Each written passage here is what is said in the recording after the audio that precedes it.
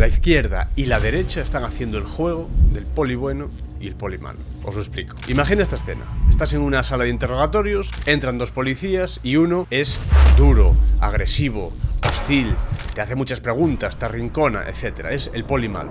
Pero luego hay otro, que es el poli amable, más amigable, que te invita a un cigarrillo, que te trae un café, necesitas algo, quieres algo y tal. Ese es el poli bueno. ¿Qué tienen en común esos dos policías? Que te quieren sacar información, los dos. Y de hecho ya han pactado, de algún modo, que uno va a hacer de poli malo y otro va a hacer de poli bueno. Es una técnica que se utiliza con mucha frecuencia, la habréis visto en documentales, películas, etc. Bien, pues nosotros vivimos exactamente la misma escena, pero en el terreno político. La izquierda y la derecha juegan a ser el poli bueno y el poli malo, y se enfrentan en debates televisivos, en platós de televisión, los conferenciantes, los tertulianos, y en Twitter, y se pelean y tal, pero la realidad es que están en el mismo equipo. Quizás no en lo sociológico, es verdad que hay diferencias, pues a estos les gusta más algo más conservador, este tipo de moral, este tipo de cuestión y tal, pero hay una serie de cosas profundas, muy importantes, que eliminarían de un plumazo todas esas diferencias y todos esos problemas que nunca se cuestionan. Las raíces, la base del problema, nunca se la cuestionan, precisamente para que nos veamos entretenidos hablando de cuestiones que tienen que ver con el género, que tienen que ver con la tradición, que tienen que ver con el papel del hombre en la sociedad, con el papel de la mujer en la sociedad, con el papel de... Da igual, las razones que queráis para que la gente esté entretenida hablando de esas cosas y no hable de lo verdaderamente relevante. Pero vamos, que detrás de esa supuesta rivalidad hay una complicidad total en aspectos esenciales. Y a mucha gente le cuesta entender esto y solo empieza a verlo un poquito cuando ve a políticos supuestamente enemistados y que se odian tomando un café juntos en el bar del Congreso. Pero es que ambas posturas políticas tienen como premisa principal mantener la existencia del Estado y muchas veces su expansión. La izquierda y la derecha sociológicas son, en parte, las culpables de que la gente nunca se llegue a plantear el verdadero problema de fondo. ¿Y si el problema verdaderamente es el Estado y todo lo demás está supeditado a la propia existencia de este? Vamos a hablar de quién se beneficia de este juego. Aquí hay otro error que está muy extendido. Es un error que escucharéis prácticamente todos los días. Es el creer que las corporaciones son enemigas del Estado, cuando en realidad son amigas y dependientes de ese socio llamado Estado. Sí, dependientes. Las corporaciones son lo que son gracias al Estado, no a pesar del Estado. Muchas veces nos lo tratan de vender como si estuviesen enemistadas, como si las corporaciones estuviesen resistiendo los envites del Estado. No, para nada. A través de regulaciones, privilegios, aranceles, subsidios, licencias, barreras burocráticas, los Estados hacen que las corporaciones tengan una suerte de mercado cerrado, librándose de toda la competencia que no es capaz de cumplir todas esas cosas, preservando para sí todas esas cuotas de mercado. Las corporaciones, las grandes corporaciones, son lo que son gracias a todas esas acciones que llevan a cabo los estados. Cuando veas a un político de izquierdas criticando la corrupción empresarial o a un político de derechas criticando los altos impuestos a las empresas o lo que sea, ten en cuenta que ambos están realmente en el mismo equipo, solo que están llevando a cabo misiones secundarias para poner un poco más de peso en esta parte o en esta otra, pero saltándose por completo la cuestión fundamental. El Estado, como estructura, es la herramienta imprescindible para el enriquecimiento de unos pocos a costa de todos los demás. ¿Y por qué funciona tan bien esta farsa? Lo primero, distracción. Discurso sobre lo accesorio en lugar de hablar de los problemas de raíz, de ser radicales en el buen sentido, en el sentido de radical, de ir a la raíz. No se habla para nada de eso. También funciona muy bien porque tienen promesas aparentemente enfrentadas pero complementarias. Por ejemplo, la izquierda, justicia social, igualdad, gasto público, pro inmigración, y la derecha, libertad económica, orden, más seguridad, más firmeza con la ley, anti-inmigración. Pero es que no se puede ser ni anti-inmigración ni pro-inmigración, no tiene nada que ver. Si no hay Estado, no hay problemas de inmigración, ni a favor ni en contra. Es que este es el problema. Se generan lo que se llaman falsas dicotomías. Es un ámbito dentro de una falacia, que es la falsa dicotomía, como si solo se pudiese ser pro-inmigración o anti-inmigración. Y en este tema, por ejemplo, de la inmigración, que siempre es un tema caliente, problemático, que siempre trae problemas y dificultades, realmente no debería ser tan difícil, no debería ser tan problemático. Vamos a echarle un vistazo. Vamos a suponer por un momento, de una manera hiper simplificada, que la izquierda en general sociológica es favorable a la inmigración, es pro-inmigración, y la derecha es un poco más anti-inmigración, está más a favor, digamos, de las fronteras y de poner límites, digamos, a esa inmigración, o como se dice muchas veces, la inmigración está en contra de la inmigración descontrolada y estas cosas, ¿no? Bien, entonces viene la izquierda y dice refugees welcome, vivan los inmigrantes, que vengan todos, nadie es extranjero en la tierra, no sé qué. Y entonces llega y dicen, también nuestros abuelos fueron inmigrantes y trabajaron en Suiza y en Londres y tal, ¿no? Y de repente, o emigraron a Argentina y tal, y de repente llega la derecha y dice, no, pero cuando nuestros familiares se fueron e emigraron después de la guerra civil o lo que fuese a estos países y se iban efectivamente a Londres, a Suiza, a Argentina, a no sé dónde a trabajar, tenían otra moral, allí no ensuciaban, no recibían subsidios, se iban ya con un contrato laboral y tal, entonces no es exactamente lo mismo porque aquí vienen y son receptores netos de rentas por parte del Estado porque les dan subsidios, les dan casa y si tienen más de 4 hijos les dan dinero, bla, bla. Entonces, claro, tú empiezas a mirar los argumentos de ambos bandos, por decirlo así, y pareciera como si a veces en ambos lados encuentras razonamientos bastante buenos, ¿no? Argumentos bastante sólidos. ¿Cuál es el problema de todo esto? Aquí hay un ente en esa discusión que nadie está mencionando. Es el elefante en la habitación que nadie está mencionando. Vamos a ver. La propia precondición para que existan racistas, la mayor parte de las veces, es el propio latrocinio del Estado. Y los entes políticos, los agentes políticos, que a través de la coerción extraen rentas de la población trabajadora para luego, digamos, proporcionar una serie de asistencias de tipo social a grupos poblacionales que luego van a sufrir esa suerte como de rencillas con una población que empieza a tener esa animosidad hacia el extranjero, esa especie de xenofobia, etcétera, se ven beneficiados por ese surgimiento del racismo. Me explico. La persona racista, la mayor parte de las veces, desde mi punto de vista, sufre una suerte como de un proceso psicológico que es un desplazamiento, verdaderamente. A ellos lo que les da rabia realmente no es que haya una persona que viene de otro país y de repente vive cerca de ellos.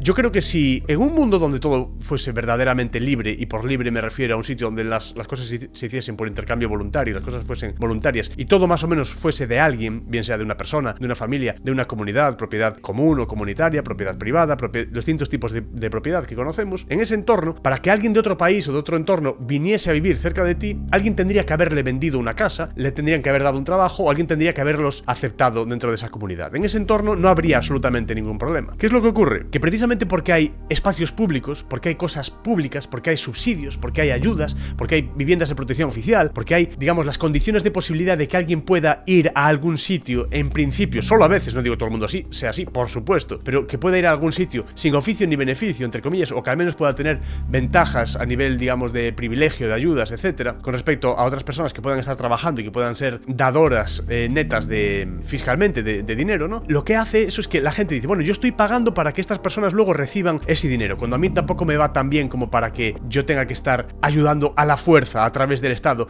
a estas personas. El odio que muchas de esas personas, generalmente, como saben todas las personas de derechas y de izquierdas, esa especie de odio que se empieza a generar dentro de entornos de clase trabajadora hacia esas minorías, esas personas que llegan de otros países, en algunos casos, por lo que se comenta, llamadas por esa suerte como de entorno más favorable que los países, que sus países de origen, y eso todo el mundo lo puede entender, que al final están mejor o tienen más oportunidades o pueden vivir mejor en estos entornos. Ese odio que las personas empiezan a desarrollar hacia esas minorías realmente debería estar dirigido hacia las propias entidades, hacia el propio gobierno que sienta las condiciones de posibilidad para que esas personas puedan estar ahí. Y el problema está en que los mismos agentes políticos que despliegan todas esas ayudas, subsidios, todo tipo de mecanismos que hacen que esas personas, y que para esas personas sea más fácil llegar a un entorno donde, si fuese de motu propio o voluntariamente, quizás no lo tendrían tan fácil para vivir, a esas entidades les beneficia en el fondo que haya gente con xenofobia y que empiece a haber verdaderos racistas, verdaderos fascistas, porque de esa manera tienen una excusa más para decir a la gente, uy, esta gente se está volviendo fascista ahora por causa de esta inmigración que ellos llaman descontrolada. Votadnos a nosotros para luchar contra esta especie de fascismo. Es decir, que aquí todo el mundo gana. O sea, por un lado habrá sectores que estén más o menos contentos con la llegada de inmigración, porque va a ser gente que exija unas condiciones laborales, que no exija tantas condiciones laborales o no tan buenas como la persona, digamos, europea promedio, y entonces van a conseguir una mano de obra un poco más barata y tal, y que no les exija tanto. Por otro lado, habrá entidades que digan, bueno, nosotros aquí este dinero que les damos o estos subsidios, estas viviendas de protección oficial, no las pone el político de su bolsillo.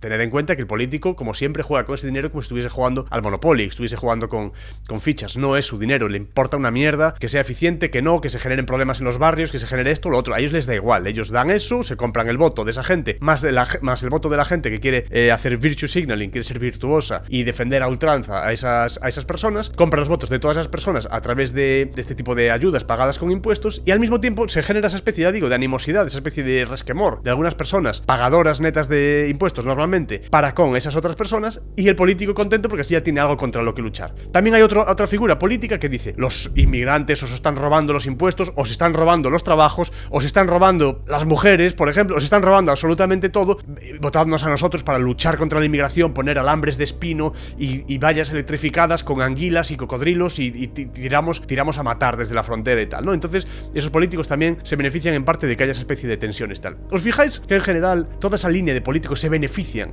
de la propia existencia de esas, ya digo, condiciones de posibilidad para que se dé una inmigración de ese tipo en un primer término, que no tendría ni por qué darse? Si se elimina el Estado en general, si el Estado no proporcionase ni ayudas, ni subsidios, ni esas viviendas, ni nada, ¿quién iba a inmigrar? ¿A dónde? ¿A razón de qué? ¿Por qué? Si una persona viene del país que sea, del entorno que sea, a la casa que está al lado de la tuya o 3 casas más para allá, porque la pagó, la compró y el propietario decidió vendérsela, y esa persona viene y establece allí un negocio de una panadería o un kebab o a lo mejor es mecánico de coches y abre su taller ahí al lado de su casa, a nadie le va a importar que venga ese inmigrante. Viene un inmigrante que no se integra, que no sé qué. No debería importarle a nadie, porque es su dinero, su casa, vino con esas razones, etcétera. A la gente lo que le molesta es que se está, digamos, invitando a personas a una suerte como de espacios neutros pagados con impuestos de una manera totalmente partidista, generando unas distorsiones tremendas y además echándole la culpa al que está pagando eso de una supuesta, ya digo, animosidad hacia esas personas. Es un desplazamiento realmente. Si no hubiese esas condiciones primeras,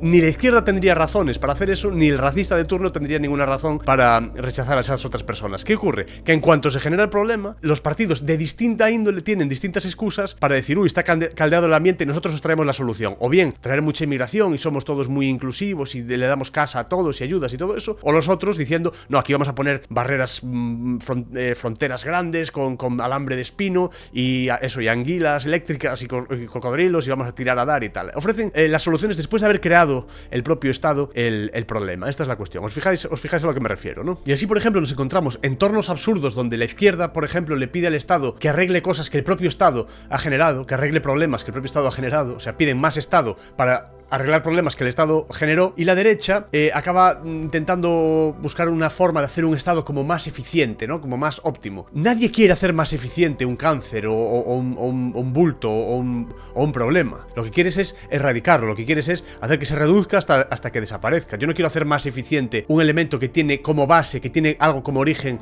un mecanismo violento y extorsionador. Entonces, cada vez que veas a un político de izquierdas o a un político de derechas hablando airadamente sobre ciertas propuestas, cómo mejorar esto, cómo hacer esto más eficiente, me preocupa esto socialmente, bla bla, pregúntate: ¿están yendo verdaderamente a la raíz del problema? ¿O sencillamente están interpretando dos papeles distintos, uno de poli bueno, uno de poli malo? Parece que hacen un embrollo y los otros vienen a resolverlo, y viceversa, acabar con la corrupción, luego llegan ellos, son más corruptos todavía. Pero no veis que es totalmente evidente. Cuando ocurra eso, preguntaros si esa es la manera de hacer las cosas. Yo creo que en lugar de hacerse amigos del poli bueno, hacerse amigos del poli malo, intentar litigar con ellos y llegar a algún acuerdo, lo que sea, yo creo que es mejor salir de la sala de interrogatorios en primer término, porque les vemos la cara, vemos por dónde van, os hemos visto, sabemos lo que estáis haciendo, y empezar a construir alternativas que pasen por hacer un camino hacia la desaparición de este tipo de cosas. Bien, la próxima vez que veas a un político defender airadamente sus ideales, un político con la corbata azul o la corbata roja, o verde o naranja o amarilla o morada o del color que sea, pregúntate si verdaderamente está defendiendo tus intereses y tu libertad, o está defendiendo que el statu quo permanezca tal cual está, que las élites sigan donde están, que sus amigos se lo sigan llevando crudo y que ellos mismos permanezcan en el poder. Pregúntate si de verdad están yendo a la raíz del problema o si sencillamente hacen cambios cosméticos para mantener a la gente entretenida mientras todos ellos y sus amigos se lo llevan crudo. Si aún crees que esa falsa dicotomía de tener que elegir entre izquierda o derecha es libertad, si crees que eres libre porque puedes elegir este partido o este otro, todavía no has entendido absolutamente nada. Uno puede perfectamente estar en contra de cualquiera de esas 3, 4, 5 o 6 formas que tienen los estados de desplegar su poder coercitivo y su latrocinio y su extorsión. Y si queréis saber por qué es importante también oponerse al concepto de democracia que manejamos hoy en día, de por qué la democracia es una basura y de hecho sirve para legitimar todo tipo de acciones por parte de las élites políticas, os recomiendo que veáis este otro vídeo. Gracias, hasta la próxima.